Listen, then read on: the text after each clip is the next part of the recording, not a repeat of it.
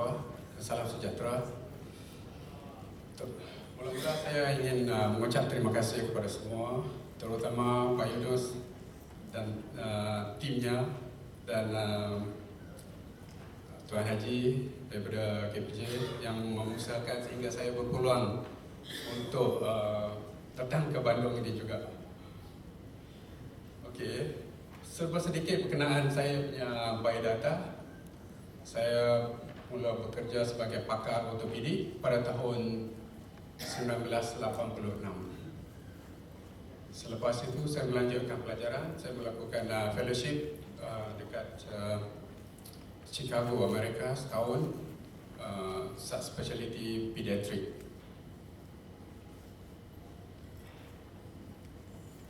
So sebagai pakar lebih kurang tahun ini lebih kurang 20 tahun. Tapi Dr. Sito lebih senior dari saya.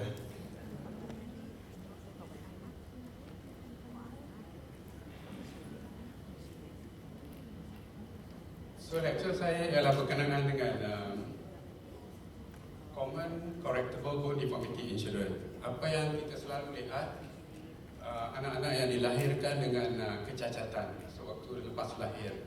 Apa yang selalu kita jumpa dan apa yang kita boleh offer dari segi perubatan. Terdapat banyak kecacatan yang kita boleh jumpa di kalangan kanak-kanak yang baru dilahirkan. Saya akan sebut beberapa sahaja, beberapa kecacatan yang selalu kita jumpa, yang selalu kita bila kita lakukan rawatan dan hasilnya amat memuaskan. So kecacatan yang pertama yang sering berlaku di kalangan kanak-kanak yang baru dilahirkan ialah yang kita panggil clubfoot ataupun CTEB.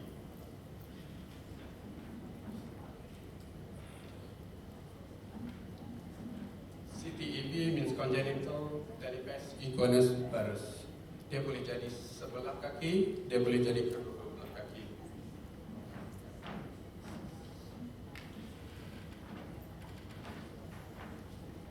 So sebelah kaki lebih kurang 50%. Dua belah kaki pun dia boleh berlaku di kalangan kanak-kanak yang dilahirkan, lebih kurang 50% daripada kejadian ataupun apa tu dia punya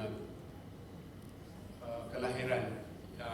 Kelahiran yang kita selalu jumpa di dalam buku incidence ataupun kebarangkalian untuk terjadi penyakit ini ataupun kecacatan ini ialah 1 di dalam 1000 kelahiran. So kita kira agak common juga, agak kerap juga yang kita jumpa. Sebenarnya kalau ditanyakan saya kenapa benda ini boleh berlaku, tidak ada sebab, tidak ada orang yang boleh memberi keterangan yang detail kenapa dia boleh berlaku. Tapi yang penting tiga komponen dalam kecacatan ini, iaitu seperti yang kita tengok tadi, kakinya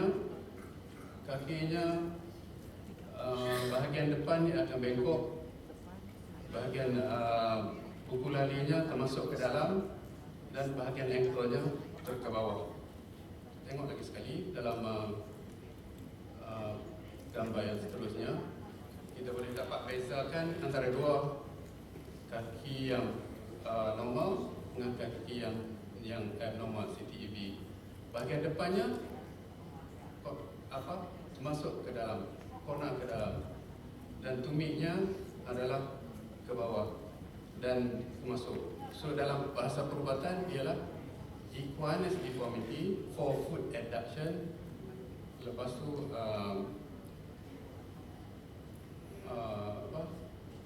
forefoot adduction and ankle adduction. So tiga deformity ini yang selalunya yang boleh menyebabkan kita mendiagnose ataupun menyatakan ini sememangnya CTEB ataupun clubfoot.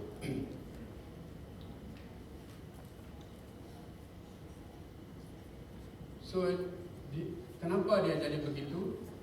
ataupun kecacatan yang seperti ini boleh berlaku ialah disebabkan oleh yang utama sekali Achilles tendon ataupun tendon yang di belakang ini terlalu ketat, dia menarik ke atas, tumitnya ternaik ke atas. Tendon lain, banyak tendon-tendon yang kecil, yang lain juga ketat ataupun tight sehingga kakinya tertarik sehingga kedudukannya jadi macam ni. So dia tarik ke bawah, dia tarik ke depan dan sehingga tumit pun masuk ke dalam. So ini yang kita panggil CTEB.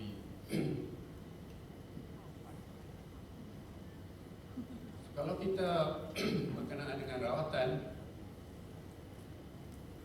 kalau kita dapat merawat kanak-kanak ini di waktu yang awal, kita tidak perlu melakukan pembedahan. Kita boleh menggunakan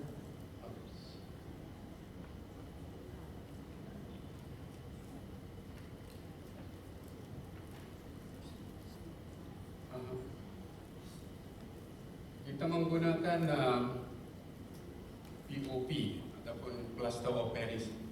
Saya tak tahu di sini panggil apa. Semen putih. So kita terpaksa lakukan stretching. Kita pakaikan semen setiap minggu untuk 5 minggu berturut-turut. Selalunya selepas 5 minggu berturut-turut, kecacatan itu akan balik kepada kedudukan normal. Tapi kalau di hujung 5 minggu itu masih terdapat cacatan yang masih belum tidak dibetulkan dalam keadaan yang normal, kita terpaksa lakukan, kita panggil kita panggil percutaneous sternotomy. Kita bagi local anesthesia, ubat kebas setempat saja dengan menggunakan pisau yang kecil. Kita akan putuskan tendon, Achilles tendon dekat sini. Selepas itu kita akan sambung menggunakan semen POP untuk 3 minggu selepas itu. Selalunya dengan cara ini pun kita dapat membetulkan kecacatan itu sehingga balik kepada normal. So cara-cara yang selalu kita buat ialah dengan menggunakan POP ataupun semen seperti inilah yang kita selalu buat. Kalau sebelah saja yang cacat, yang deform, kita akan pasang semen sebelah saja. Tapi 50% dua-dua kaki juga terlibat, kita akan pasang semen ke dua-dua belah. Apa yang selalunya berlaku pada minggu yang pertama ataupun pada permulaan sebelum kita memakaikan semen, keadaan cacatannya terlalu teruk seperti ini. Selepas kita pasang minggu yang pertama, kita dapat melihat perubahannya semakin baik. Selepas minggu kedua, selepas minggu ketiga, minggu keempat, minggu kelima. Selalunya selepas 5 siri POP dipakaikan, dia akan balik kepada normal. Tetapi kejayaannya untuk rawatan seperti ini tidak 100%. Tidak semua kita dapat rawat seperti yang kita pakai dengan cara memakaikan semen seperti ini. Lebih kurang 95% kejayaan kita dapat perbetulkan kecacatan dengan menggunakan semen seperti yang saya sebut tadi. Lebih kurang 5% yang deformity-nya itu agak rigid, agak keras, kita tolak, kita buat stretching, masih belum dapat kita betulkan. So itu yang kadang-kadang kita perlu melakukan pembedahan. So kalau kita dapat betulkan kecacatan itu tadi,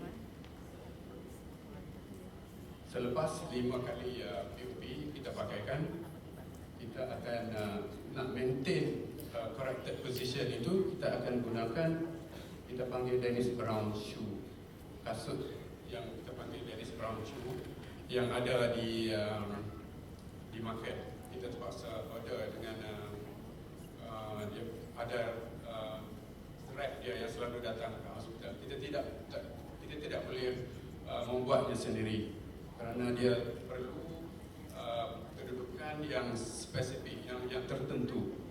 Kalau sebelah normal, kita boleh pusingkan hingga 45 darjah. Sebelah yang tak normal, yang baru kita membuat correction, kita selalunya letak di dalam kedudukan 70 darjah abduction. So ini perlu dipakai untuk sekurang-kurangnya sehingga anak itu berumur 2 tahun, terutama pada waktu malam. Dia perlu pakai lama sehingga umurnya 2 tahun supaya tidak berlaku, kita panggil recurrence, dia akan bengkok kembali. So kita nak pastikan correction ataupun yang kecacatan yang kita telah betulkan itu tidak balik menjadi bengkok kembali. So ini yang kita panggil Dennis Brown shoe.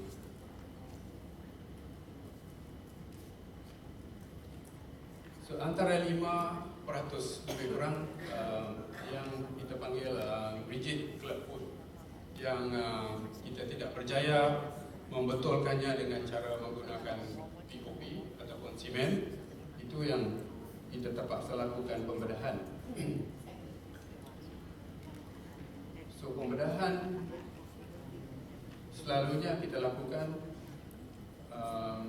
setelah kita merasakan kita telah gagal merawat dengan cara simen, dengan cara POP. Selalunya umur kanak-kanak itu pada ketika itu sudah melebihi 2 bulan ataupun 3 bulan.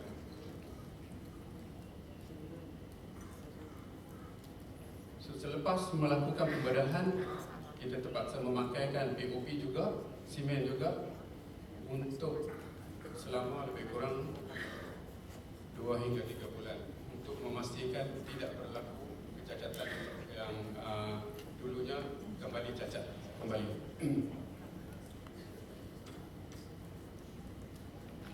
Kalau kanak-kanak itu datang ke hospital dalam keadaan yang sudah lewat, sudah lebih daripada umur 5 bulan ataupun lebih daripada setahun, kita boleh lakukan pembedahan.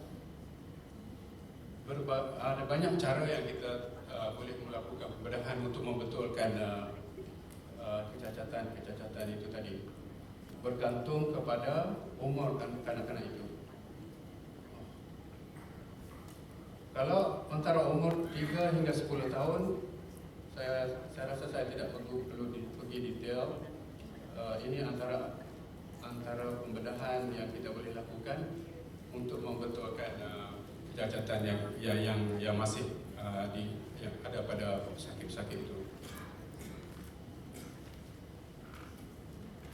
Selalunya oleh kerana pesakit itu terpaksa datang berulang-ulang tiap-tiap minggu, sekurang-kurangnya 5 minggu yang pertama, itu yang selalunya memberi beban sedikit kepada keluarga. Mereka kadang-kadang tinggal jauh ke hospital, itu yang menjadi masalah. Ada di antara mereka yang tidak sanggup datang, mereka tidak datang, kemudian kecacatan itu akan kekal. So matlamat yang kita inginkan dalam kita membuat rawatan untuk pesakit-pesakit seperti ini ialah supaya mereka dapat berjalan atas tapak kaki. Kalau kita biarkan kanak-kanak ini akan berjalan dan beban berat badannya akan ditanggung oleh pembukaan kaki di sebelah luar. Dan kalau kita biarkan seperti itu, keadaan itu sudahlah tidak dapat diterima dari segi kecantikannya, memang tidak cantik. Dan kemudian juga kalau kita biarkan, kakinya akan menjadi sakit lebih awal daripada yang sepatutnya. Ankle-nya dalam keadaan stres, uh, pesakit-pesakit ini tidak boleh bermain seperti kanak-kanak yang lain, tidak boleh melakukan kerja-kerja seperti orang lain. So setakat sehingga walau apapun matlamat kita yang rawatan ini adalah untuk memberi pesakit ini berjalan atas tapak kaki. Itu yang paling utama.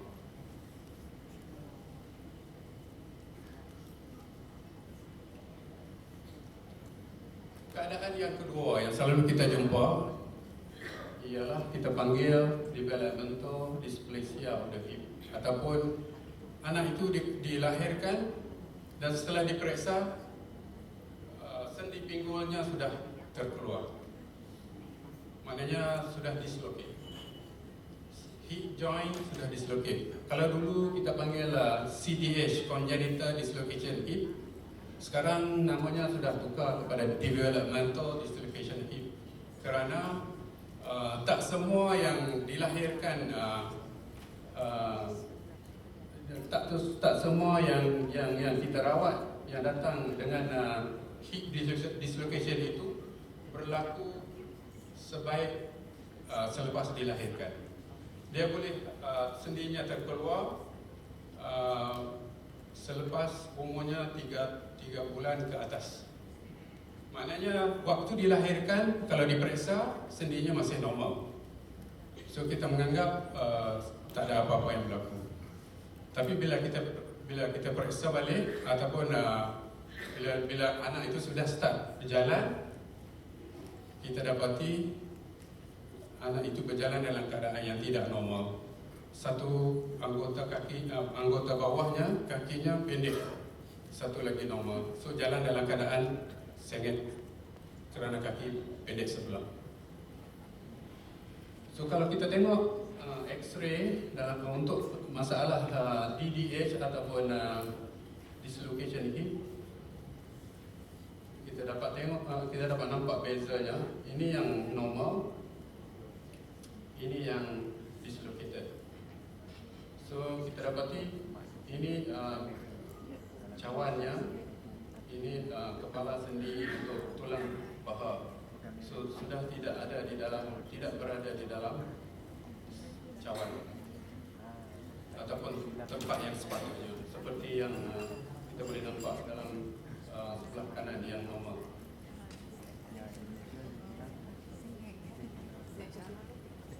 Kita boleh melakukan pemeriksaan.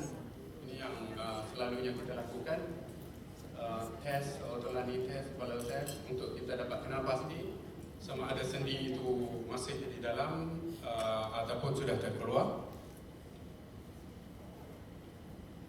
Dan kalau kita membuat pemerhatian untuk anak-anak yang umur 3 bulan hingga 12 bulan, ini untuk kemungkinan ibu bapanya, dia boleh nampak perbezaan antara dua belah sendi itu. Sebelah yang tidak sebelah yang dislocate akan didapati untuk nak buka kangkangnya, dia akan sangkut, dia akan tidak dapat buka seperti biasa. So sebelah yang normal dia boleh buka seperti biasa, sebelah yang dislocate dia akan tersangkut, tidak dapat buka dengan besar. Tapi yang selalu kita jumpa ialah bila anak itu sudah datang, sudah boleh berjalan, maknanya terlalu obvious waktu itu cara jalannya ialah dengan dalam keadaan miring, sengit-sengit, kakinya sebelah panjang. Okey. So kalau sebelahnya oleh kerana pendek sebelah, dia berjalan dengan atas jari-jari kaki. Sebelah yang normal atas tapak kaki, sebelah yang pendek itu, yang dislocate itu dengan atas ujung-ujung jari. So ini test yang selalu kita boleh buat. Okay, kita boleh dapat kesan ada dislocation ke tak ada dislocation. kalau kita letakkan kaki dua-dua belah seperti ini, kita boleh dapat beza satu tinggi, satu rendah. So sebelah yang rendah ini yang selalunya sebelah yang dislocate, yang sendinya terkeluar. Dari segi skin crease pula pun kita dapat tengok perbezaan. Kalau kita letak dalam keadaan baring seperti itu, dia punya skin crease tu berbeza. So kalau kita nampak seperti ini, kita sepatutnya memikirkan sesuatu yang tidak normal berlaku di dalam anak ini. So ini yang saya sebut tadi, sebelah kirinya sudah terkeluar. Kalau kita letakkan kaki sama-sama seperti ini, kita boleh nampak satu rendah, satu tinggi. So sebelah yang kiri ini sendinya sudah keluar. So investigation, siasatan yang kita boleh buat selalunya ialah kalau sebelum anak itu berumur 4 bulan, kita boleh menggunakan ultrasound. Ultrasound boleh mengesan hip dislocated or not. Tapi kalau umurnya sudah melampaui 4 bulan, kita boleh menggunakan X-ray. Kerana 3 bulan atau 4 bulan kita sudah boleh mula nampak tulang, dan kita boleh nampak sendinya dengan jelas. Sekiranya sendi itu terkeluar, kita boleh nampak dengan jelas di dalam X-ray. So rawatannya ialah kalau waktu kanak-kanak itu masih sebelum umurnya 2 minggu, sebelum 2 bulan, kita boleh menggunakan double napkin. Kita pakaikan supaya bagi dia tebal napkin. Tujuannya ialah untuk memberi kedudukan hip dia itu terbuka lebih besar. Kerana kedudukan itu lebih stabil, dia tidak mudah terkeluar. Kalau anak itu lebih besar, daripada 2 bulan ke atas hingga setahun ataupun hingga 6 bulan, kita boleh gunakan peralatan yang kita panggil public harness. Kalau umurnya lebih besar, kita gunakan POP. Kita pastikan sendinya masuk. Maknanya kita reduce dulu sendi itu, lepas tu kita pakaikan POP. Saya tunjuk gambarnya nanti. Sekiranya selepas umur setahun masih tidak boleh dimasukkan ke dalam sendi itu, dalam keadaan tidak stabil, selalunya pembedahan terpaksa dilakukan. Okey, kalau newborn sampai 6 bulan, seperti yang saya sebut tadi, public harness kita pakaikan. 6 bulan hingga 18 bulan, kita buat kita pakaikan POP. Kita cuba masukkan sendi itu dengan kita melakukan manipulation. Kalau umurnya sudah 18 hingga 3 tahun, 18 bulan hingga 3 tahun, selalunya operation terpaksa dilakukan. Tapi beza antara kalau sebelum 3 bulan dengan selepas 3 bulan, operation yang perlu dilakukan adalah yang 3 bulan ke 3 tahun ke bawah itu pembedahannya lebih mudah, lebih simple. Sekiranya lebih pada 3 tahun, pembedahannya lebih rumit. So ini yang kita sebut, yang kita panggil public harness. Peralatan ini pun kita dapat daripada company yang selalu datang. Yang kita kalau perlu kita call company, dia akan datang, dia bawa. Ini yang kita panggil POP ataupun Hispica. Kita pakaikan apabila kita sudah lakukan manipulation dan sendi itu pun sudah dimasukkan ke dalam tempat yang sepatutnya. Kita pakaikan ini supaya sendi itu tidak terkeluar kembali. So sekurang-kurangnya dipaksa memakai lebih kurang 3 bulan.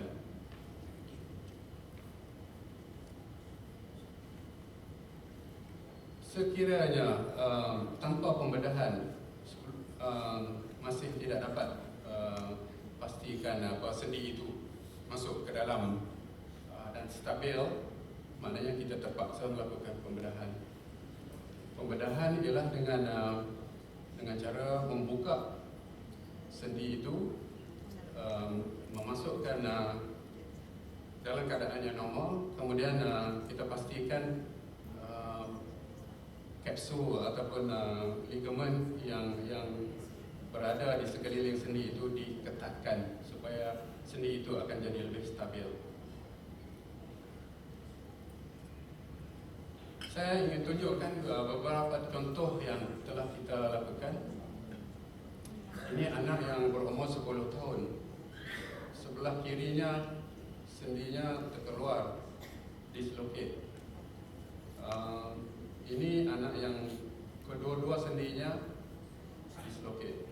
So kalau kedua-dua yang dislocate, kita terpaksa melakukan satu persatu. Sebelah kemudian diikuti dengan sebelah yang lagi satu.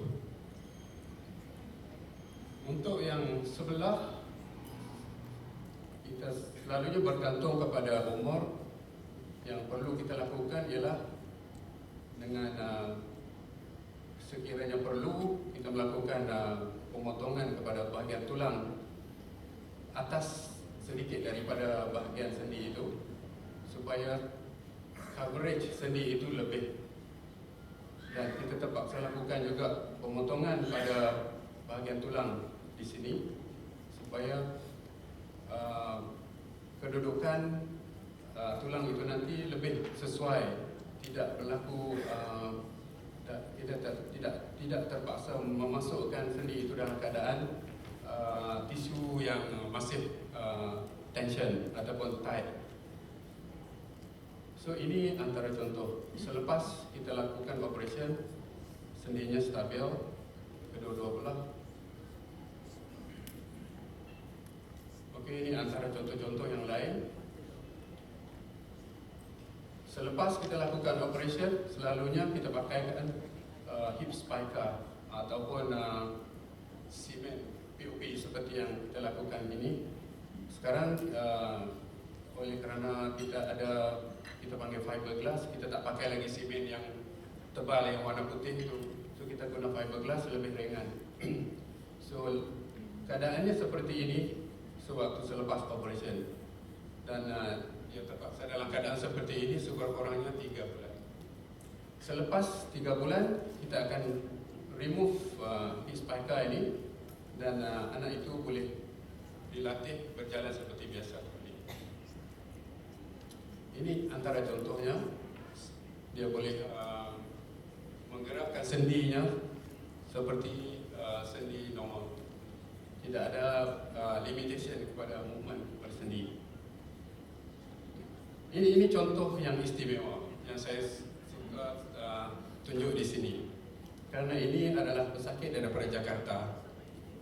Datang kepada jumpa saya pada umur lebih kurang 2 tahun dengan sendi sebelah kanannya terkeluar, dislocation right hip.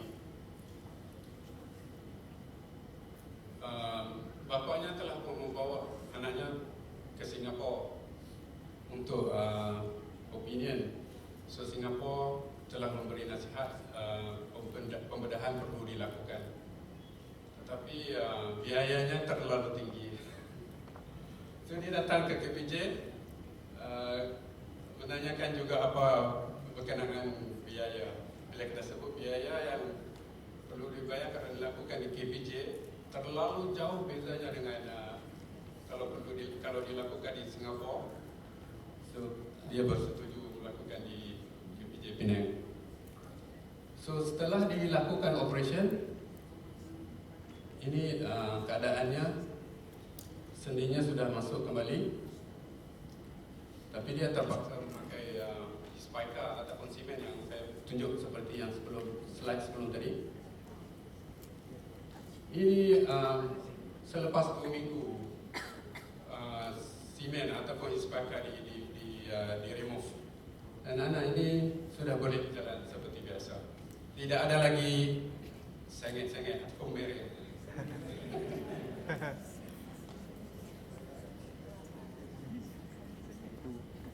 Boleh Bu, saya sambung lagi.